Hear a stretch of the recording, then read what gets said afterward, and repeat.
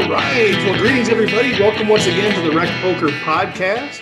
As always, we are sponsored by Running Aces Casino, Racetrack, and Hotel. Opening. It's open. We're just waiting to be able to go there. But also by the great website AMP and Mark Prashon. We are doing a chats edition of the podcast tonight, and we're bringing back one of our favorite people. Jason Su is going to be joining us. You know him from the book Poker with Presence. We chatted about that last time he was on, and now he's got a new course called Presence and Profit. We're going to dig into that a little bit, but let's first introduce our panel. My name is Steve Fredland. I go by RecPoker Steve in the PokerStars home game, and I have a quote from Jason Su from his book. He says, "Presence bridges the gap between what you study and how you perform. It aligns your intuition with your ability. Presence unlocks your potential to make the perfect play at just the right moment." Oh, I like that. And I'm Chris Jones. I'm 5x5 on PokerStars and Twitter, and I'm really excited for this conversation today. And I'm Jim Reed. You can find out all about me by going to rec.poker/Jim. And I'm just excited to be here on the Wizard panel. And I'm John Somsky, Poker Geek MN everywhere. And I have a quote from Steve Lipscomb. "Poker is to cards and games what jazz is to music. It's this great American thing, born and bred here. We dig it because everybody can play." And I'm Rob Washam, and I'm Radman50 everywhere. And I have a sign on my wall that says, "Bluffing. A pair of balls beats everything." Why am I not surprised that you have that on your wall? Fantastic. All right. Well, a couple of quick things just to tease it out. As you guys know, we'll do the conversation with Jason, and then afterward we'll do the community happening. So just hang on there and hear about the home game winners, the monthly seminar, the Modern Poker Theory book study, the study groups, Learning with Partners, Learn Pro Poker Partnership, the Tuesday night Open, the Thursday night Twitch, all kinds of amazing things. That's why we have to put it at the end, folks, because we don't want to put off the great Jason Su any longer. So let's bring him in. Mr. Jason Su, how are you?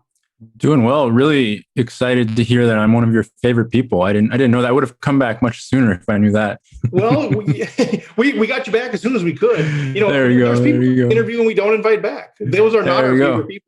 People that we interview and people like, you got to get him back. Those are our favorite people. So, all right. No, it was a pleasure to meet you last time. Pleasure to chat about your book last time. And people are like, man, I just like how he thinks. And I think a lot of what you're offering up right now is very timely for a lot of recreational players, especially maybe for pros as well. Playing with presence, especially in the middle of COVID and just kind of scrambling and trying to figure life out and all that stuff. So I think it's coming at a really good time for a lot of us. Thanks. Yeah. I think that it's a thing where I love to use it in the battlefield of poker, but the more that you use it, the more that you realize, oh my gosh, this is things I can use in conversation. I can use in my relationships. I can use in business, and I can just be that version of me all the time. So why wouldn't I want to do that at that point? I love it. Yeah, I think it's another example, right, of how poker is a microcosm of life, right? I mean, the variance of life, the presence that we can practice in life. And I have one follow-up question that I didn't get to last time before we get to talk about your course a little bit. But I was curious about this, and we just kind of ran out of time. Like the personality-wise, I know, when I think about personality, I think about my own and other people's. And there are some people that it feels like they're just more prone or being more able to be in the present versus other people just, it seems like they struggle. Either they're future-oriented or they're past-oriented, or it's kind of everything except the now. And I'm just kind of curious if you've expanded some of your, or what you've learned about that, or anything special that you can share with people that are just, this just isn't my natural thing. Like, it's very, very difficult for me to just be in the present. Yeah, I'd say that if you think that about somebody else, that's what you're seeing about them right now.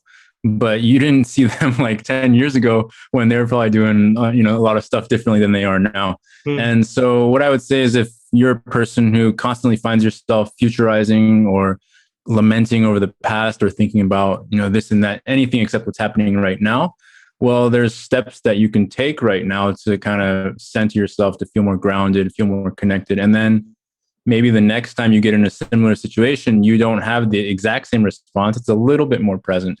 And over time, you can really grow that muscle inside you.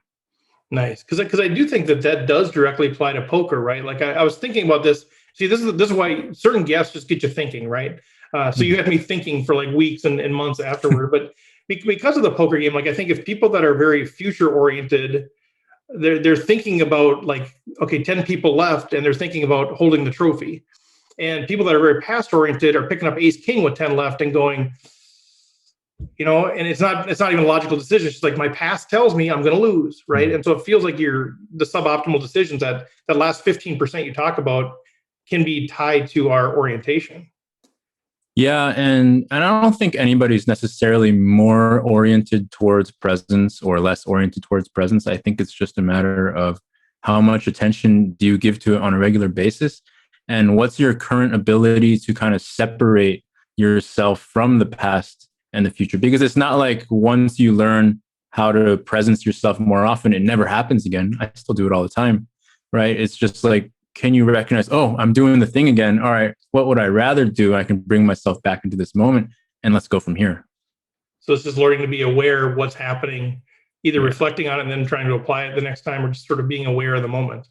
Yeah, there's no like, okay, now I've got it. And here we are. And I'm gonna be playing my A game for the rest of my life. And there's never gonna be another hiccup. It's not like that, right? It's just this thing that we either do or we don't a little more of each day.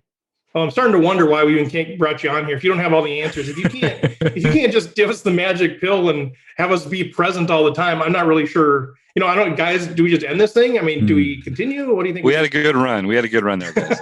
We gave it a shot. Well, I want to talk a little bit. The reason we wanted to have you on just because of the way you think, but I know you also have this course that you introduced, and I think there's just fascinating topics in that. So why don't we just start off with, what is this course? What is Presence and Profit? Where did it come from? Kind of give us a little bit of the context of this thing.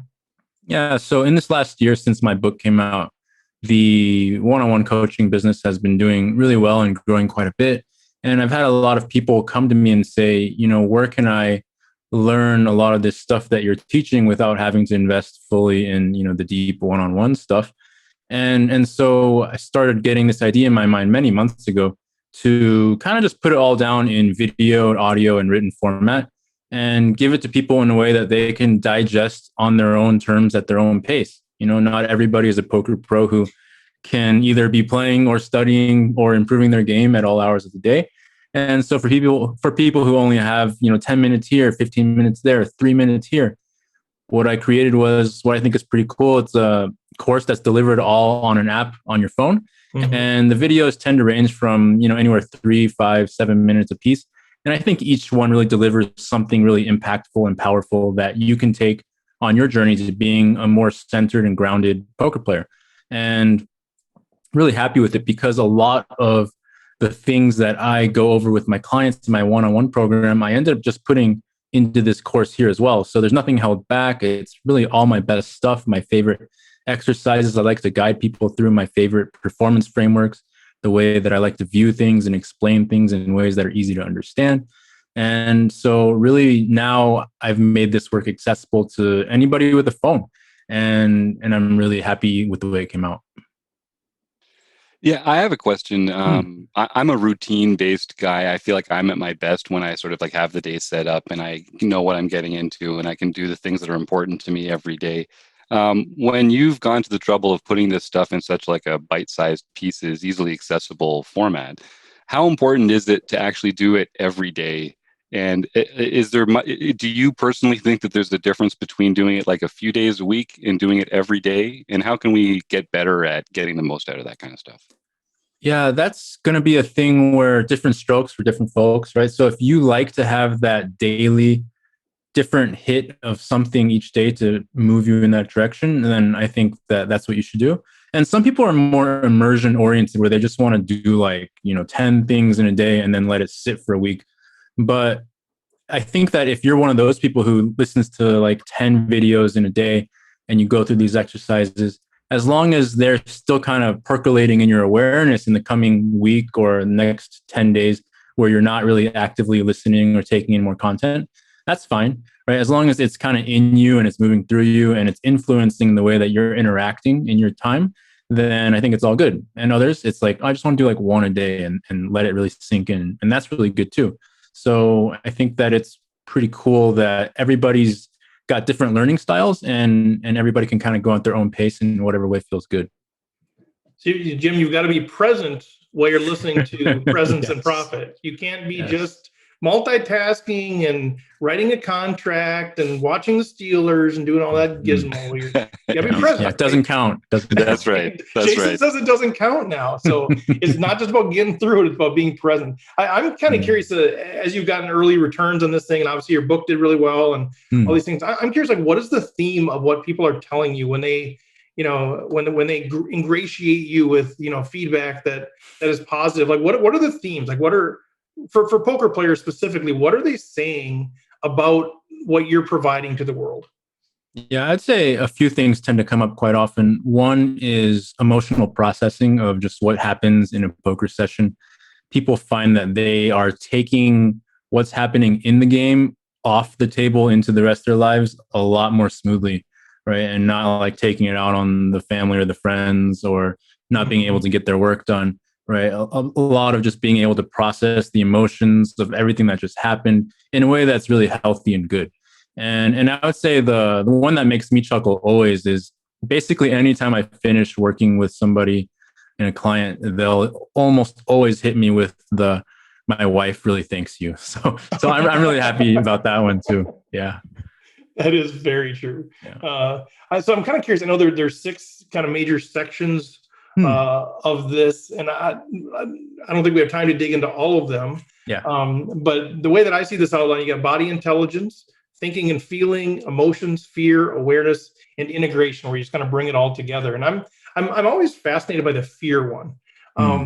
Because it feels like to me, and you guys let me know what you think, but it feels like recreational players I feel like they either have no fear or they have a ton of fear. Like, I don't know. And I think we have a good group of people here that are pretty logical about some things, but I feel like I run into so many recreational players that are either like, oh my God, things under the bed, I'm going to fold the second nuts all the time. I don't want to play ace king because I just fear, or they're just, whatever, let's just get it in. Let's just go.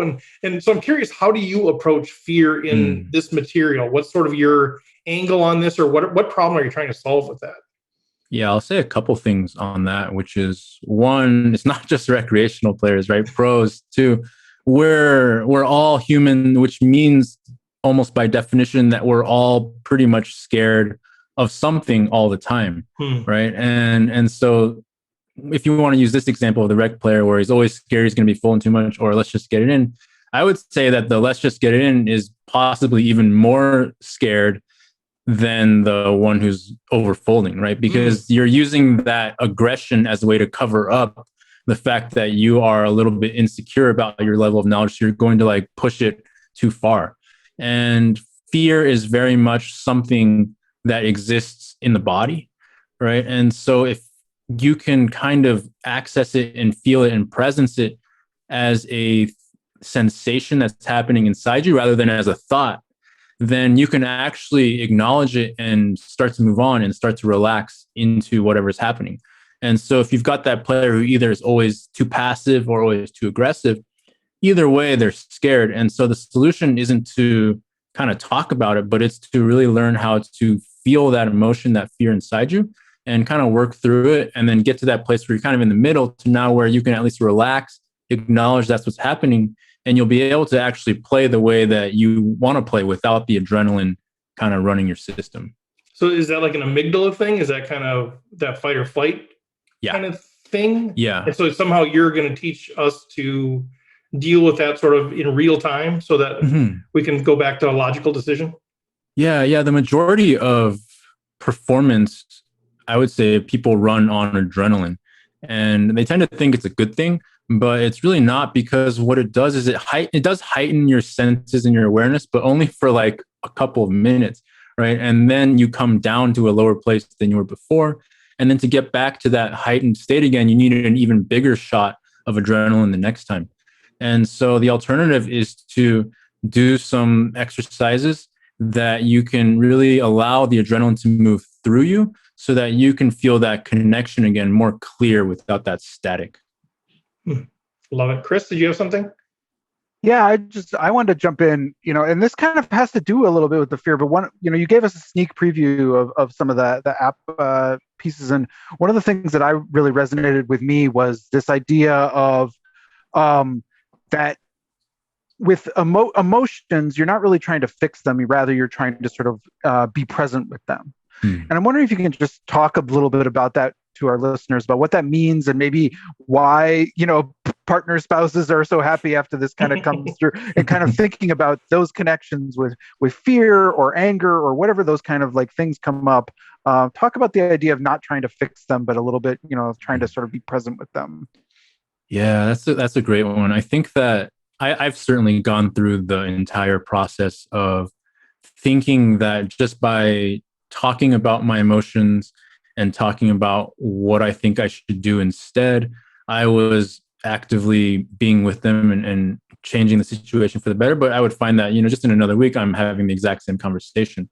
Right. And so there's a big difference between talking about your emotions and actually being with them and letting yourself experience them as a felt sensation inside your nervous system. Right.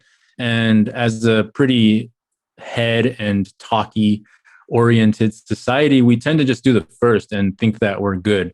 And then we get heaped praise, right? Somebody who talks about their emotions a lot, you get these compliments like, oh, you're so self-aware. It's so impressive that you can talk about it. But nothing's actually changed because you haven't actually acknowledged the sensation. You haven't stayed with it until it's done being there. And so you've talked about it, but this kind of lingering discomfort still is kind of there. And so the issues don't really go away. But what's really cool about just being with your feelings is that if you learn how to do this, you don't have to do it for very long. It could just be a 10, 20-second process where you just start breathing and feeling and experiencing the emotion as a sensation inside you. And if you really give your full attention to it, that's really all that it's asking for. It's not asking for the fix. It's just asking for your attention.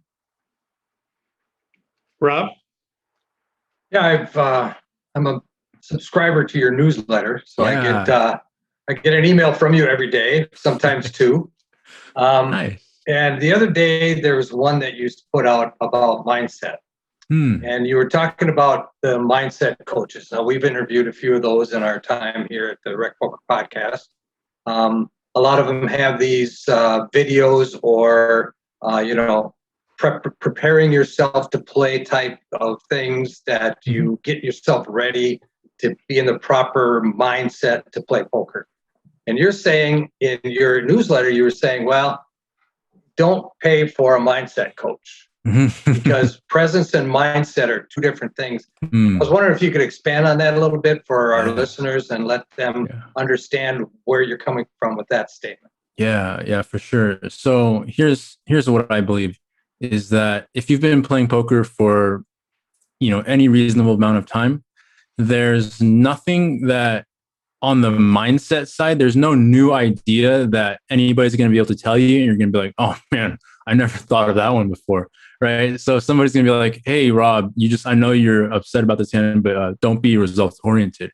You're not going to be like, oh, okay, everything's different now. I'm good. Thanks for telling me that. I didn't know that. Now I'm going to stop forever and it's never going to be a problem again. Right. So, you've got all the mindset mantras that people use, be logical, don't be results oriented. It's the long run that matters. We know them.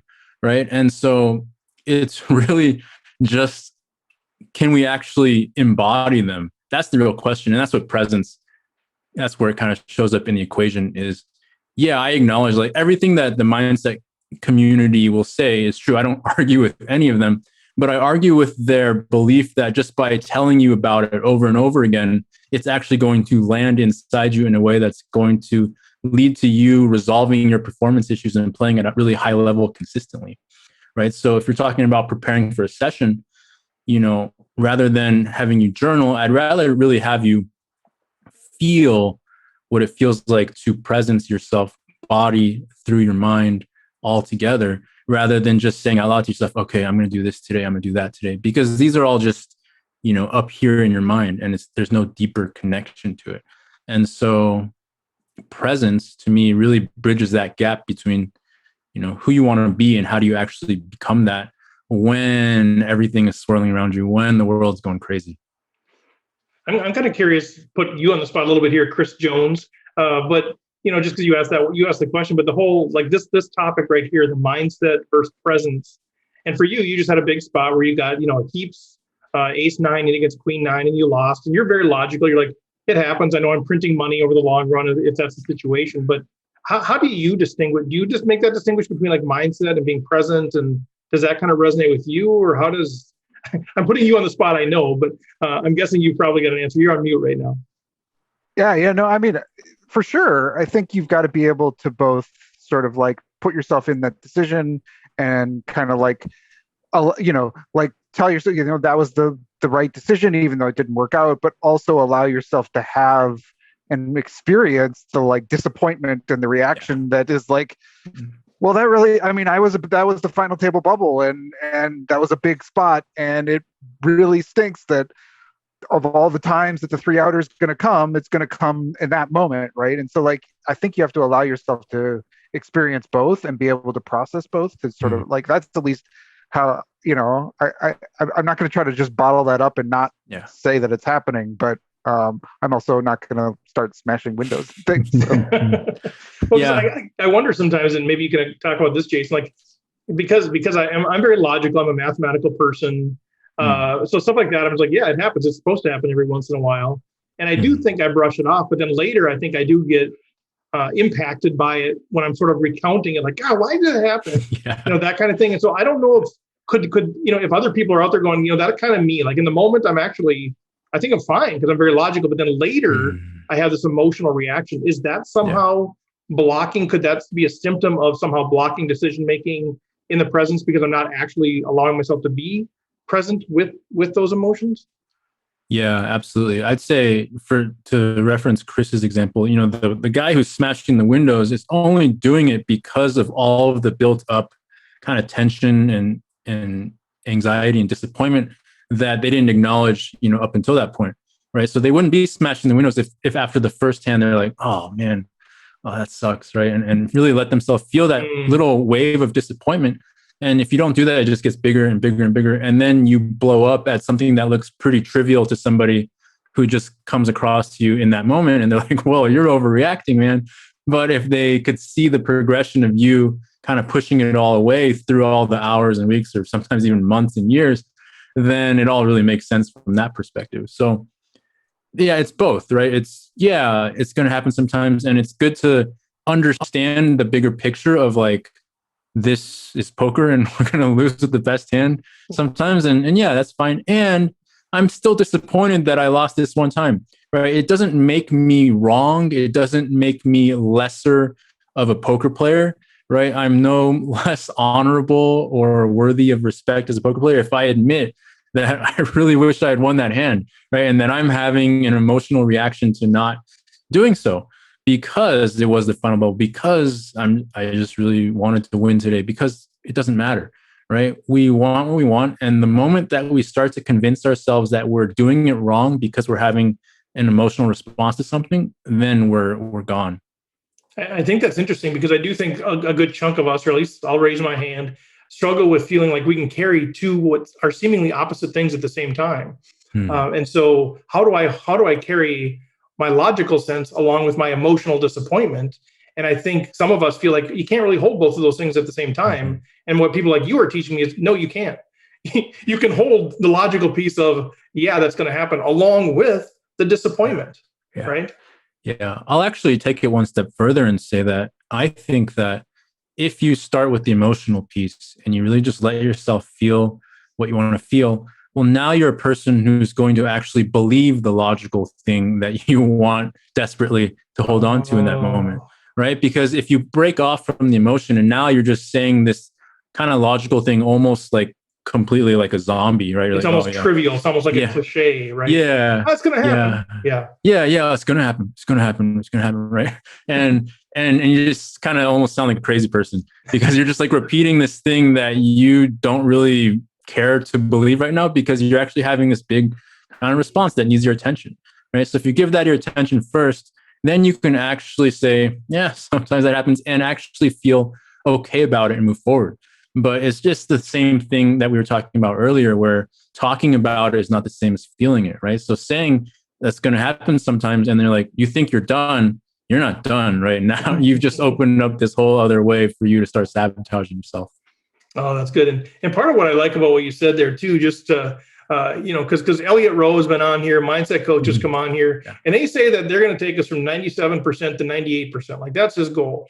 And you're saying, man, I take you from 85% to 100%. Like you're talking about a 15% improvement. People like Elliot are talking like a 1%. So, I mean, for sure, you should be given the priority over mindset coaches, right? He's 1%. Yeah. 1%. I mean, I chose an arbitrary number 5 times larger than there, so I definitely should get all the support for that. I mean, just like that, right? You're worth 15 times as much as Elliot Rowe just because it's 15 times more improvement. I mean, no, go ahead. Yeah, I'd say that if we're talking about emotional intelligence, I have a lot more room to work with than the mindset coaches do in terms of telling you kind of mindset things that you don't understand or that you've never heard before. Yeah. That's true. Well, tell us a little bit more about the program. Why is it good for recreational players? I think that is one of the things with like an Elliot Rowe, which great mind. I love to pick his brain. But he is sort of geared toward, okay, you're here. I'll take Fedor Holtz from here to here. It is that piece, and we're like, Fedor just won another 124,000 a day or whatever. We're sitting here as recreational players. Tell us about what is the value? Why should we invest in this? How much does it cost? What is for us as recreational players that are really busy, what is the benefit of something like this for us in whole? Yeah. So, like we said earlier, presence is not just a thing you do when you're playing poker, right? It's a thing that bleeds out into every aspect of your life. And it just so happens that we have more fun learning about poker in a poker related context. And so in using this course, what you can do is you can really upgrade your ability to be with everyone who you love so much and just completely be with them. You can learn to express yourself authentically and have just the clearest communications, both with yourself and with others, every time you have them. You can learn how to really follow your impulses, feel your feelings, and be fully you in every moment. And we train that on the poker table so that you do get to make more money. You do get to avoid that kind of crazy push-pull feeling of like logic versus emotion, right? And you learn how to consolidate that and learn how to work together through them. And you do get to actually play as the version of yourself that feels really good all the time and enjoy the game as much as possible. But, you get to have that come out of the rest of your life. Well, now you're talking about, really big upgrades all around. I love that. I guess the only concern I have is there's people like Rob Washam and John Somsky that already seem like they enjoy life. They seem like they enjoy playing poker so much already. I'm kind of worried that if they get their hands on this, the joy is going to be like overwhelming. Like it's going to be too much. It's going to be too much. Yeah. Is there a concern that people like John and Rob are going to have too much joy at the table being themselves?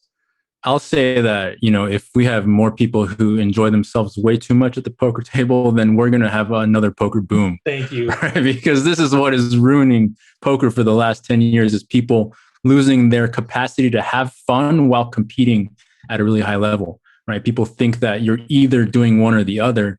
And really what you can find is that, you actually can compete at an even higher level when you learn how to truly relax and just be yourself all the time. I love that. I was making a joke, but you turned it into something really profound. But no, that's totally true. I think that's totally true. Like I know so many people that are like, they play home games. They love it. They go to the casinos. Like nobody will talk to me. They're all grumpy. It's just like, screw that. Like, yeah, I could make more money, but I'm here for having fun. And that's what recreational poker is all about. So I agree. Do it for yourself. First of all, don't worry about the poker boom. But I think a symptom of all of us feeling fully ourselves and enjoying it, however that looks like for us, I think that is going to draw more people to the game for sure. And I'd like to see that would creep into the higher level stuff and increase the fields and everything there too. So that's well said. So tell me about, we're going to wrap up here, but where can they get it? So I know it's anybody that has a phone. Now, I know a few people that have a flip phone. I'm guessing they can't get it on their phone, but I assume an iPhone, Android in the store. How much does this thing cost? What's the logistics of downloading this thing? Yeah, so anyone with a smartphone that can run a basic app is really going to. Oh, so now you're limiting the field. Yeah, I thought it was anybody with a phone. a little bait and switch, there. Sorry, guys.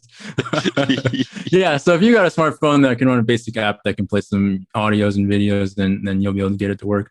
I'm putting the finishing touches on it right now. Within about a week or so, it's going to be up live to the public. For the first launch, it's going to cost somewhere in the 499 to 497. I haven't decided which last digit is the best to price it at. It'll be a 7. I guarantee it'll be a 7. Yeah. You'll do your research and you'll find it used to be a 9. Now it's a 7. You think it's the 7? All right. I think it'll be a 7. Yeah. All right. So it's going to be in that ballpark. After that first launch, it's going to go up to the 990. Insert last number there. So but right now I'm adding the final videos to it, and I'm going to keep adding more and more learning modules to it as time goes on. It's basically just going to be a thing that never gets stopped getting updated, as I just keep thinking of more stuff and adding more stuff to the catalog. I love it. Yeah, for some reason I thought it was live because you gave us a sneak preview of it. But okay, so by the end of April, we think it'll be in the stores. Oh yeah, definitely. Yeah. So this will release on April 20th. So it might be perfect. Yeah. So if anybody out there wants to get first dibs, you can do as Rob did and join my daily email newsletter at pokerwithpresence.com. You can get reminders on there. I offer special deals to people who read the newsletter, and I just think I'm pretty funny. So I think that would be a great place to get to know me better, hear more about what's in there. I write about it as I start selling it, and just kind of like listen to a lot of my experiences around poker and performance and presence and how it all works together. And on behalf of some of our Canadian listeners, we're actually going to get some flip phones. That kind of technology is coming to Canada soon. Yeah. And so maybe just in time, we'll be able to download the app. I'm excited for that. All right. Looking forward Maybe by the time you guys get vaccinated, you'll have smartphones. Too soon. Too soon. Okay. Well, Jason, man, fantastic stuff as always. Just a great friend of the show. We love having you on here. You're welcome back anytime. I learn a lot, and I think it applies to our lives. And that's kind of what we're about. We're about learning poker in the context of community. So if we can make our game better and make our lives better, which makes our community better, let's go. So connect with Jason. If you don't know how to connect with him, he already said pokerwithpresence.com. Otherwise, just reach out to us. We will make the connection. But we will watch for that app, young man. And I wish you all the best of luck with the launch. Thank you, guys. Really appreciate it. All right. Well, there he goes, Mr. Jason Su. Fantastic stuff. Man, he's a great thinker. I love it. What do you guys think? What are your thoughts? Feedback, Chris? I mean, as you mentioned, we got kind of a sneak preview of the app, and I think it's really good content. So I just, and it's always fun to talk to him. So, and I think it's the kind of thing that like you might not think that you need this, but it really does sneak up on you in these, poker is a brutal game sometimes. It's a beautiful game. It's a fun game, but it's also, it is really hard when you've put in hours of time in a tournament and then something goes wrong that you really feel like and being able to process and deal with that is it's a good skill for life. So. Yeah. John, did you have anything? Well, I was just wondering, I wanted a second opinion. Rob, Jason mentioned that he thought he was a pretty funny guy. Given that you listen to or subscribe to the newsletter, would you agree that his assessment is accurate? Yes, he does have some interesting takes on things. And he brings up some things that you wouldn't think about. Like most recent one, he said it smells like Michael Jordan. And that was the title of the newsletter. And basically what it was is he was at a poker tournament and there was a lot of stuff going on, chip shuffling and a lot of action, everything's happening. And all of a sudden the whole place went silent. Because it was like Michael Jordan, Ahmad Rashad, and a couple of other big sports figures walked into the poker room. And everybody just stopped. And so it was like they just felt this presence. I mean, that's how larger than life these guys are. Their presence was just felt throughout the whole room. But I thought it was interesting the way he titled it, Smells Like Michael Jordan. It's like, what? Yeah, that's what happens when Steve walks into running aces. It smells, yeah. Everybody just gets quiet. Yeah. Starts playing that like Chicago Bulls music. That everybody just starts like saying, the smoke starts steaming up. Yeah. Everybody in the bar says, Norm! I miss that. I miss running ace, man. I miss walking in there. I never play cash. I played like cash twice in my life, but I think they all want me to come sit by them because they know it's dead money. Hey, you should play cash today. Yeah, you should Hey, come you play should cash. Today should be the day you play cash. No. I'll spend my $75 and donate it somewhere else. John, if people want to, did you have a reason for that question? Are you challenging his wit? No. I just wanted independent confirmation. Just wanted a verification there. Yeah. Trust but verify. trust but verify. Yes. And Rob happens to be someone, although I'll deny it to his face if he ever asks me. I actually trust his opinion and his. Ooh, bold. Oh my! What I'm hearing is Wow. John does not trust Jason Sue's opinion.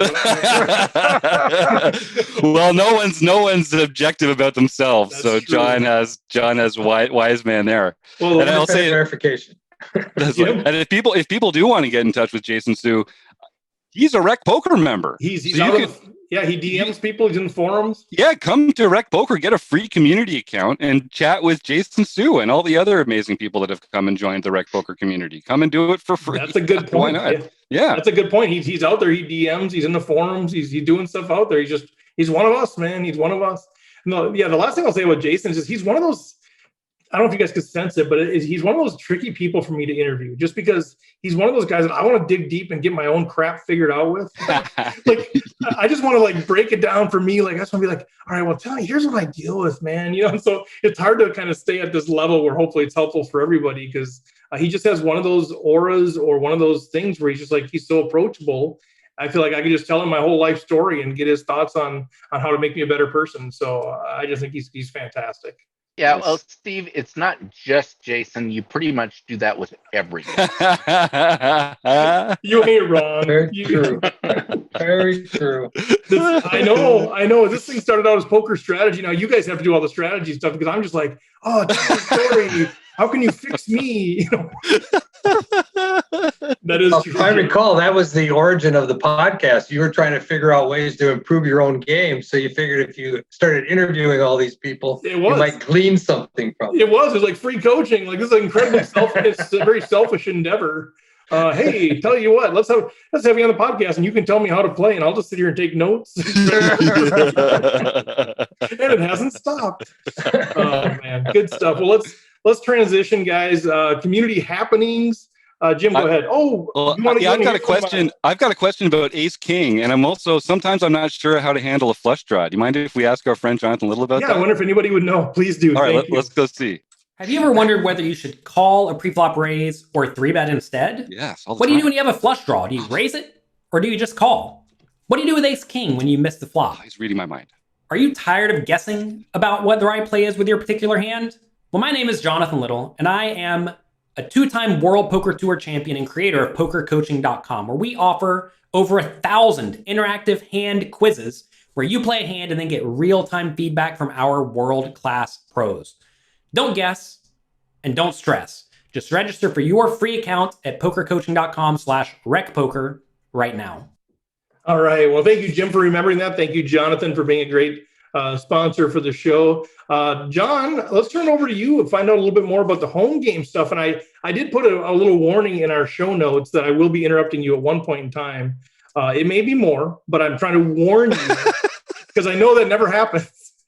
I think what we should do is just whenever maybe the April 8th date, I think we should just all talk at once. Just talk over him.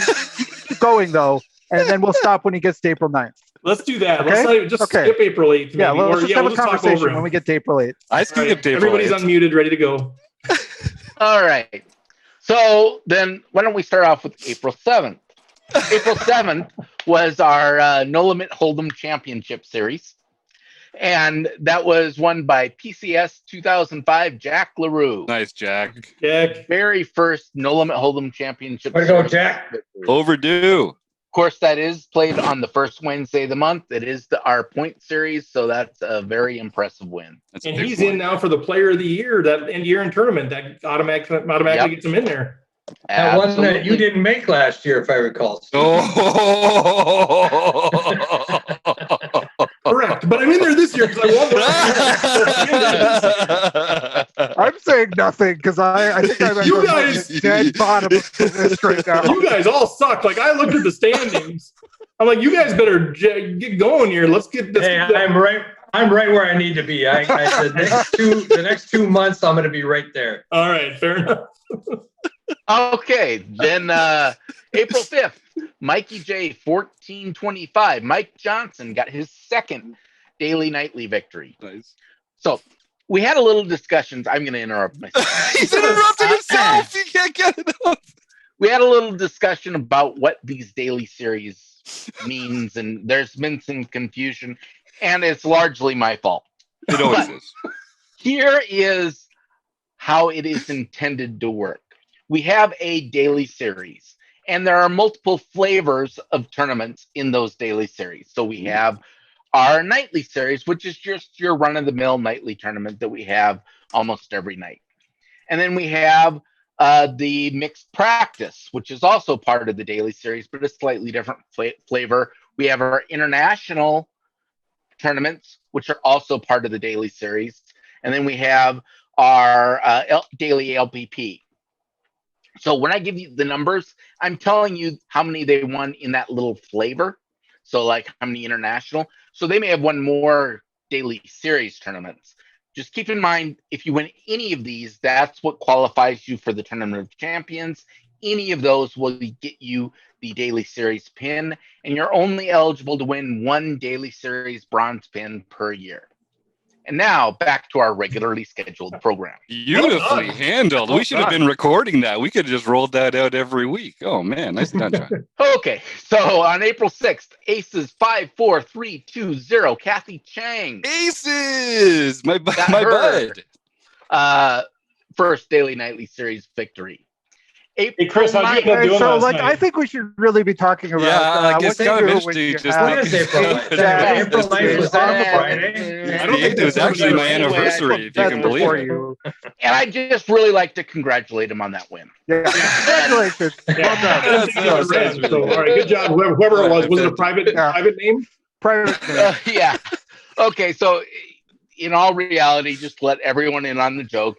Gopher Boy TJM, Taylor Moss, Oh, you're won breaking his Chris's heart. second Breaking his daily heart. nightly Look at series him. victory for the year. Chris is It's having trouble. lifetime. He's having trouble. And now, have at it. And Go well, yeah. So lament. obviously, congrats, Taylor Moss. He's the real deal. We all know he's amazing. Blah blah blah. Pat him on the back, whatever. But it happened on Twitch. He Twitches the live stream Thursday nights. He won that tournament. And the reason I want to interrupt it is just because we had so much fun that night. But so he got like, I forget what he got, his nines in against queens or whatever. And I thought he busted. I thought he like busted all of his chips.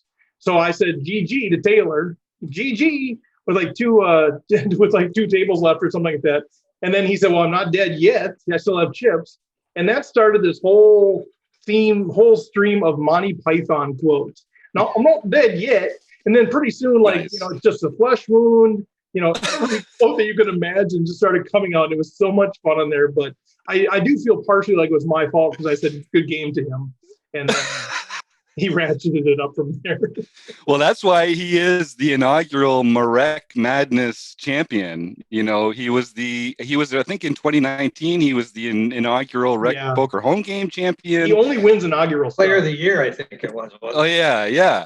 And in fact, I think in the most recent Rec Room podcast episode, it's also a coaching sample of him and Chris doing a database review. So it just goes to show this guy's a beast. He's a wizard. You gotta follow Taylor Moss. He knows what he's doing. He does know what he's doing. So anyway, You don't have to like him. You don't have to like the guy. That's not part of it. He won the Twitch stream, and nobody guessed that he would win. He always gives away stuff if the people guess the right number. And I have heard, so there was a study that if you are at the table, you push all in, you get up and put your code on. Yes. That Yes. increases your odds by 10%. Yeah, that's a straight Oh, EV for sure. plus So, for sure. Yeah, big boost. saying the good game to someone, I think if I remember right, I'd have to do the math again to make sure.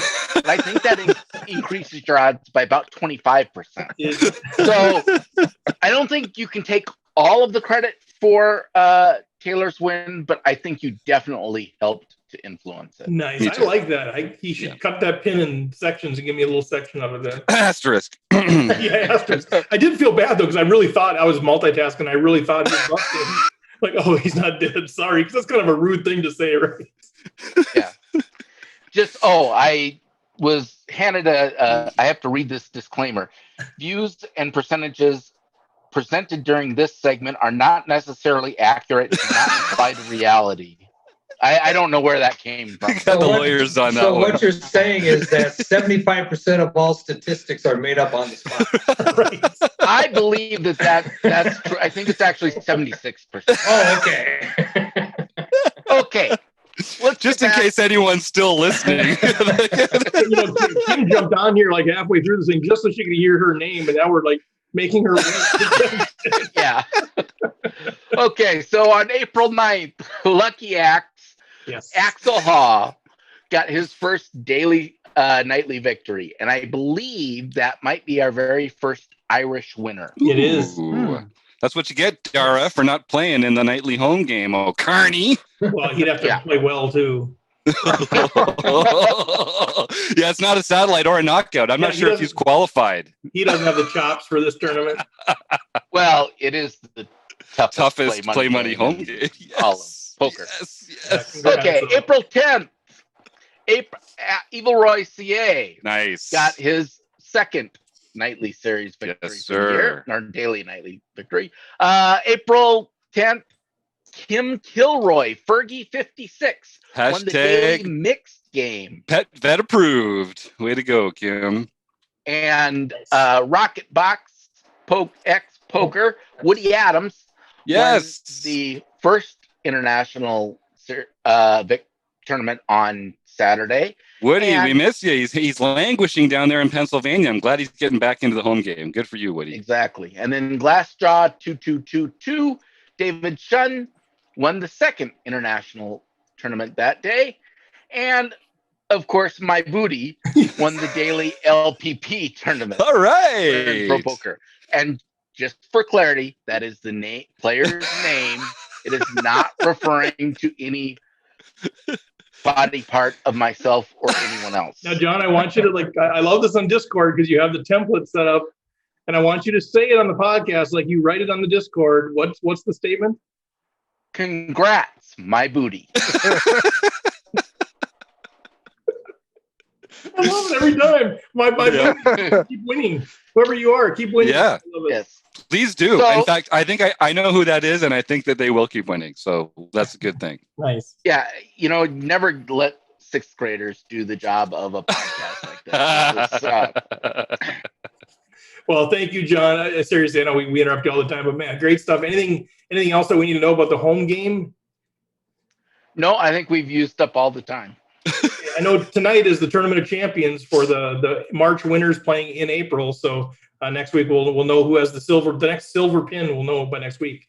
Yes, and we are reviewing the final table of the Tournament of Champions every month at the end of the month in the online review and hang. And one new wrinkle that we're adding now is we're using Poker Tracker data from final table lists to actually go through the action with exposed cards and to sort of go hand by hand through it using Poker Tracker to drill down into it. So if you are on the final table of the Tournament of Champions, even if you don't have Poker Tracker, check out John's forum post about downloading hand histories and send me those hand histories, and we can really get deep into it when we do our aura at the end of the month. And Jim likes to do 4-hour training sessions. So who knows all the Sometimes. final table discussions going. Sometimes. Well, all right, John. I Well, left after 2. I was waiting to hear back from I couldn't Jim. do it anymore. It's like he finally texted me, like, yeah, 4-hour and 20 minutes discussion.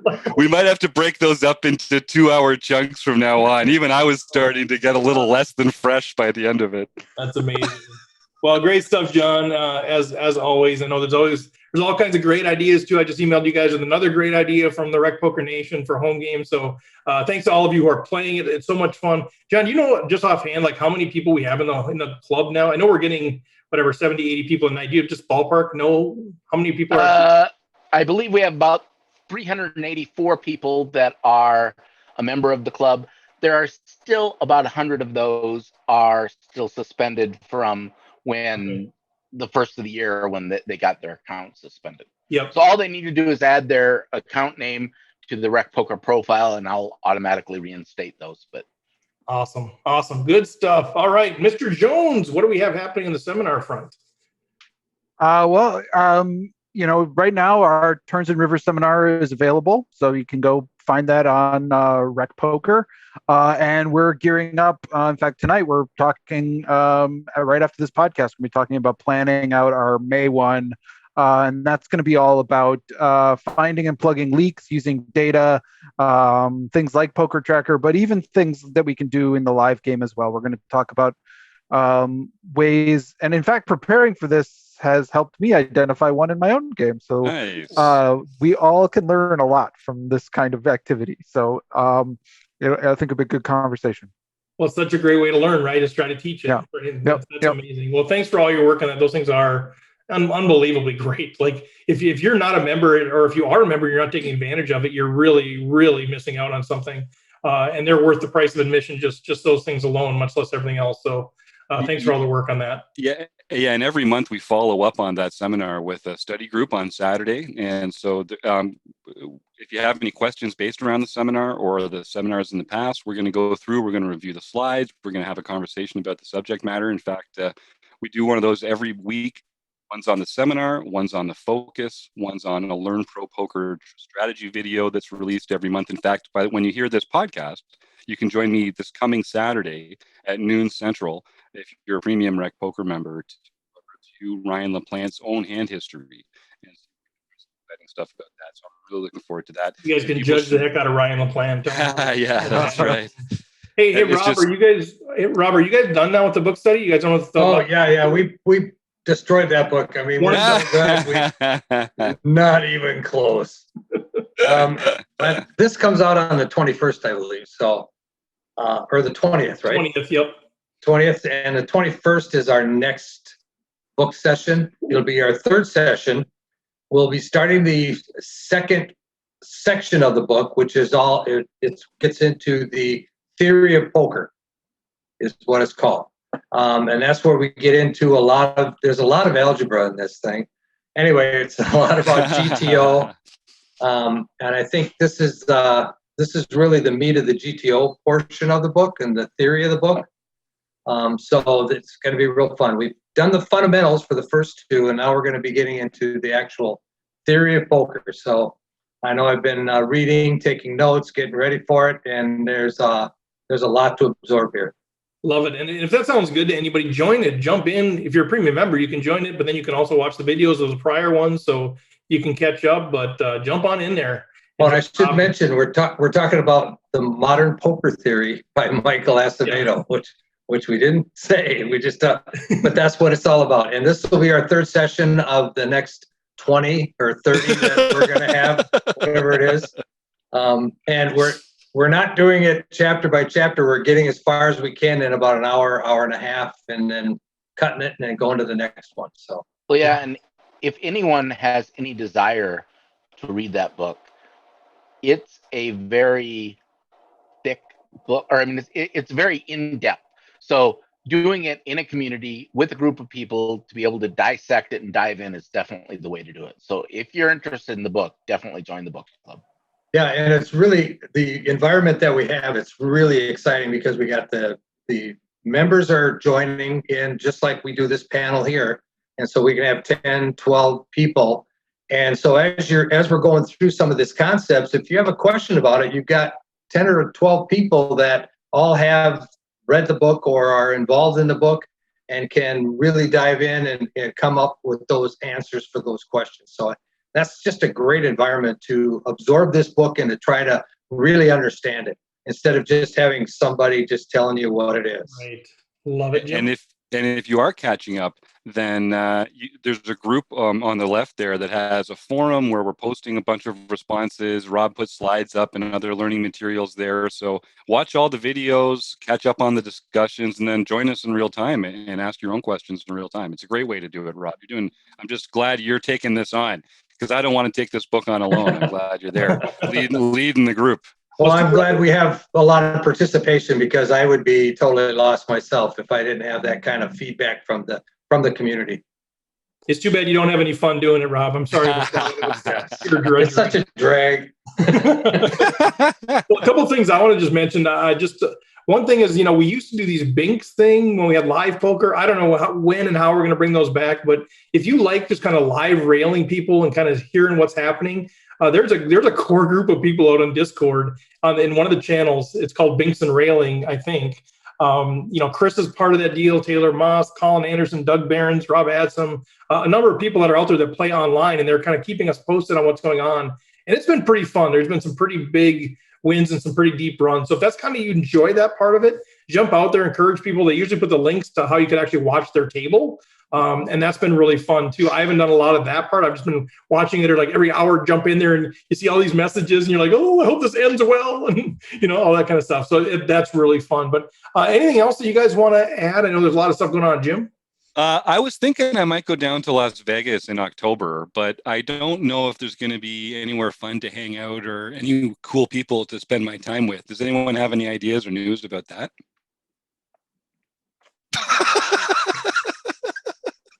No, I guess not. Well, all right. So here's the deal, you guys. So Jim's made this fully public now. So we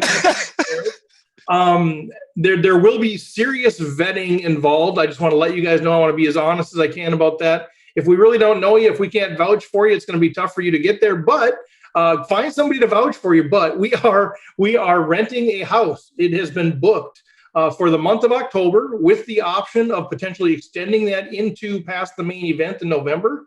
But we're going to do October. It's the RecPoker house.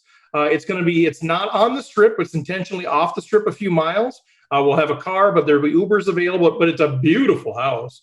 It's got four big bedrooms with queen beds in them. Then it's got another room that's just got bunk beds. It's got its own pool. It's got a huge main floor with different living rooms and all that kind of stuff. It's going to be the RecPoker house. We're going to kind of pilot this year and see how it goes. And so if you are interested, we have put this together. We put the stuff together.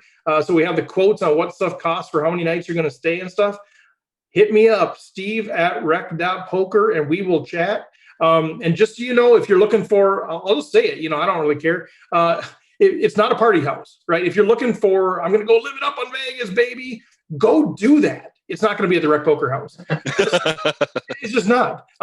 Do your thing. It's not a judgmental thing. It's just the house is going to be, it's like quiet hours from like midnight to 8 or something like that. I don't know what it's going to be, but it's going to be a place where we hang out. You can have alcohol, but it's going to be places where we hang out. We're going to go play poker. We're going to talk poker. We're going to relax. Some people, you can go on vacation, whatever, go hiking, whatever. But it's going to be just a real respite sort of place, a place to kind of calm your mind down when you're not at the tables grinding. If that sounds good to you, if you want to hang out with some RecPoker peeps, we're going to be giving away some swag. We're figuring that stuff out. We're going to try to arrange meet and greets. Already Jonathan Little, Ryan LaPlante have said, yeah, we'll figure out something to get together and at least maybe do a breakfast or something somewhere. So we're going to make it really fun.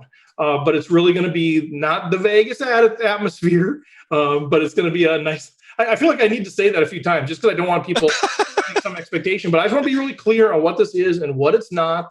But it's going to be great. And already we have a few people that have already locked in. Said I want my dates. Here's the dates I want to be there. Chris, I'll just say, if you've never played in the WSOP, number one, I mean, it's going to be an interesting year, but this is going to be one of the first years where it won't be 115 degrees. So that'll be a joy for everyone. Oh. But also I'll just say, like, every time I've gone, I've made a strategy of where am I going to stay that can get me, out of the element, because in the element it's just consuming and it's great and it's energy and it's poker everywhere and it's sound. I mean, it's like the most poker you've ever seen in your life. And it's but I personally need, and I know a lot of people need, sort of like that kind of that refuge, that space away from it. So it's the perfect kind of way to plan a trip for your first time and to go there with people who are like either have done it before or experiencing it together for their first time. I think would be pretty amazing. Yeah, that's well said. That's exactly what we're trying to capture. I've been there 3 times now. It's the only time I've been to Vegas is for the World Series, and it can be a little bit overwhelming. So yeah, you go there with a group of people or people that can tell you what to do, where to do it. And if you're not really sure about what this is, the whole schedule will come out, but you don't have to play the big events. You don't have to play the $10,000 buy-in. You don't have to pay the $1,000 buy-ins. They have daily tournaments that you can buy in for one for like $200 and it's like 40 grand to win sometimes because they have so many people. But all of the other casinos are running these smaller daily tournaments. Like Chris said, it's more poker than you could ever imagine. You walk into the pavilion room, and I don't know how many tables they have set up, and all you hear is shuffling of chips. It's so cool. And then you walk around, oh, there's Negreanu playing. You go watch final tables. It's just a cool experience, whether you want to play 16 hours of poker a day or not. It's just a fun vacation. So that is part of the deal. Yeah.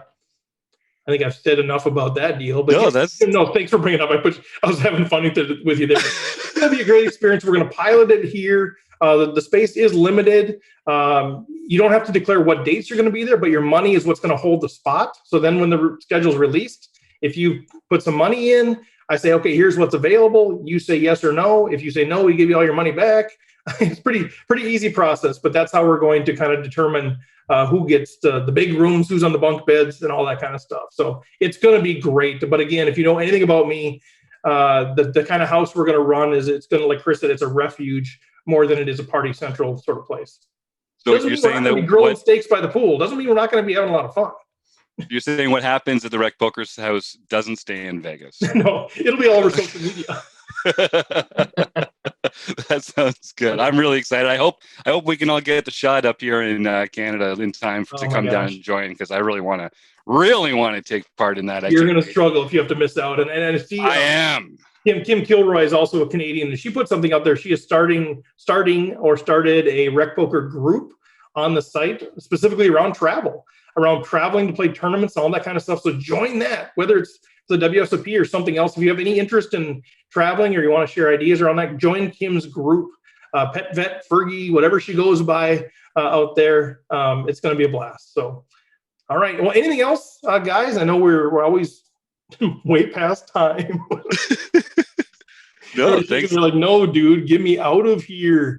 All right. But just a reminder, if you like the premium stuff that you're hearing, go to rec.poker, join the membership. You get $10 off your first payment. So if you're joining the monthly, it's $15 a month. You take $10 off, you pay $5. Use the code RecPoker to get that. If you don't like it, quit. You're out $5. If you really don't like it, let me know. I'll give you the $5 back. Jim's like, what? Yeah. No. Give you the $5. Damn right. Or take $10 off your annual payment, whatever. So try it, you guys. People that have tried it, like, oh my God, I've been looking for this my whole life. But we don't spend millions of dollars on promotion. It's pretty organic, word of mouth through the podcast. So check it out. Tell your friends. And hey, I've got one thought. If you're still listening, God bless you. First of all. Secondly, subscribe to our YouTube channel, you guys. There's so much great free content and fun content and outtakes and stuff out there. That would do us a real solid. Subscribe to the YouTube channel, RecPoker. That would be the last thing I have to say. Anything else from you guys? All right. We'll let you go there. Jim, you can cue the music, but thanks, Jason, Sue. Thanks, John, Rob, Chris, Jim, all you guys that have joined, the members that have joined the Racetrack and Hotel. We will chat with you guys.